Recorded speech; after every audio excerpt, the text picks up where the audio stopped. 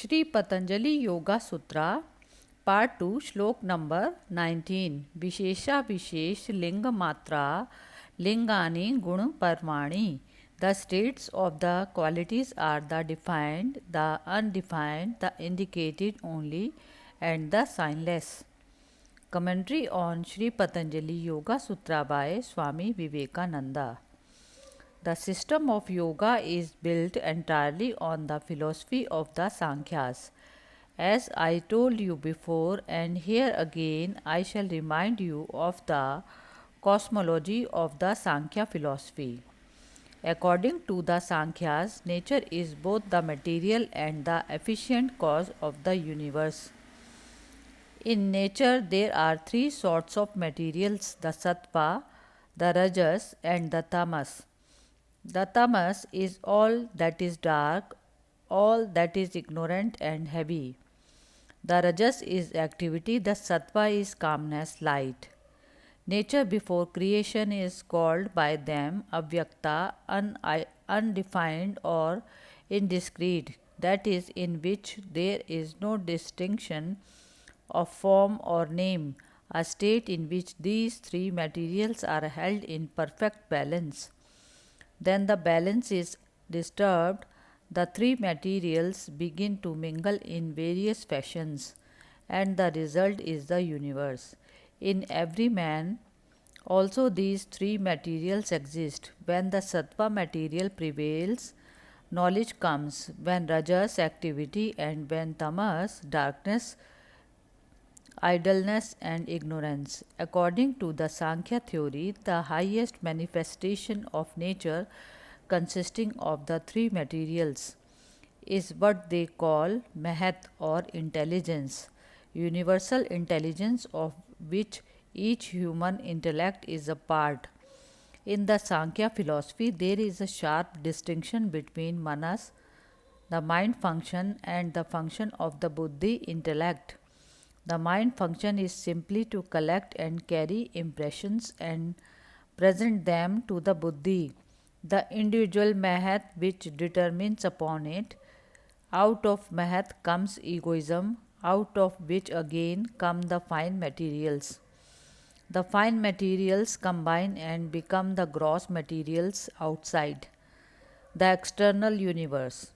The claim of the Sankhya philosophy is that beginning with the intellect down to a block of stone, all is that product of one substance differently, only as finer to grosser state of existence. The finer is the cause and the grosser is the effect.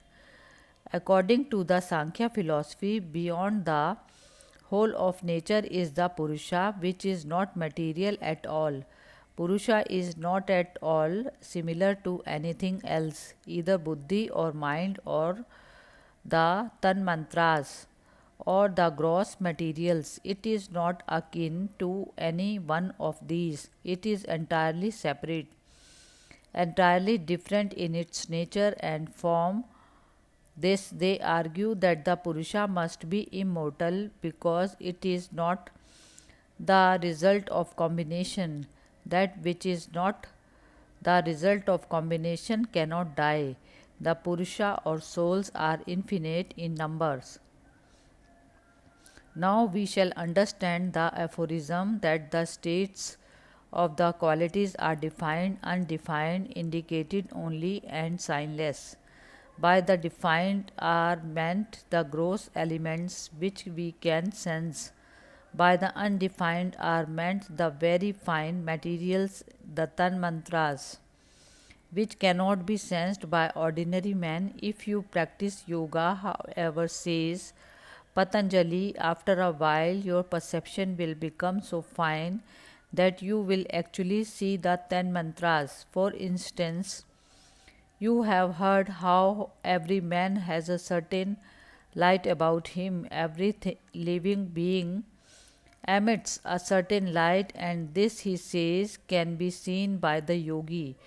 We do not all see it, but we all throw out these 10 mantras just as a flower continuously sends out fine particles which enables us to smell it. Every day of our lives, we throw out a mass of good or evil, and everywhere we go, the atmosphere is full of these materials. That is how there came to the human mind unconsciously the idea of building temples and churches.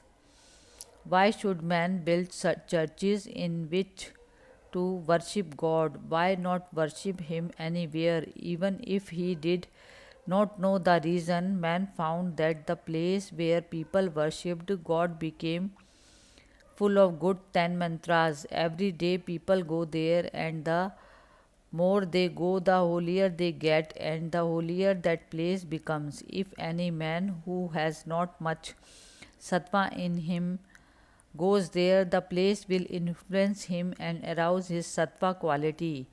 Here, therefore, is the significance of all temples and holy places.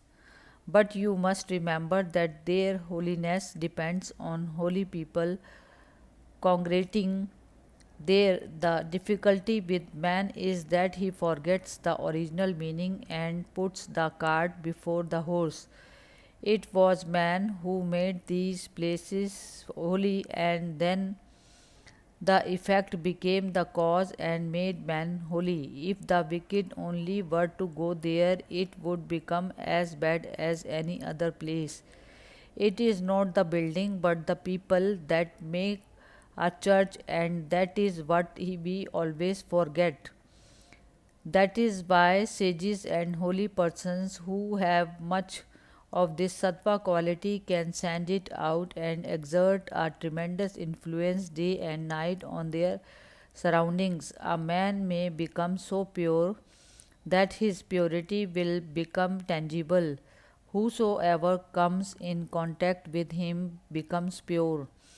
Next, the indicated only means the buddhi, the intellect. The indicated only is the first manifestation of nature. From it, all other manifestations proceed. The last is the signless. There seems to be a great difference between modern science and all religions at this point. Every religion has the idea that the universe comes out of intelligence, the theory of God, taking it in its psychological significance apart from all ideas of personality, is that intelligence is first in the order of creation, and that out of intelligence comes what we call gross matter. Modern philosophers say that intelligence is the last to come. They say that unintelligent things slowly evolve into animals and from animals into man. They claim that instead of everything coming out of intelligence, intelligence itself is the last to come. Both the religious and the scientific statements, though seeming directly opposed to each other, are true.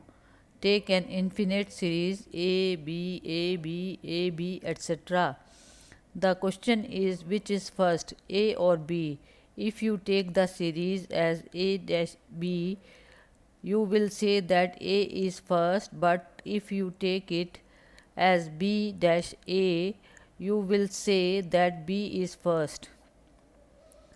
It depends upon the way we look at it. Intelligence undergoes modifications and becomes the gross matter. This again merges into intelligence, and thus the process goes on. The Sankhyas and other religionists put intelligence first, and the series become intelligence then matter. The scientific man puts his finger on matter and says matter then intelligence. They both indicate the same chain. Indian philosophy, however, goes beyond both intelligence and matter and finds a Purusha or self which is beyond intelligence, or which intelligence is but the borrowed light.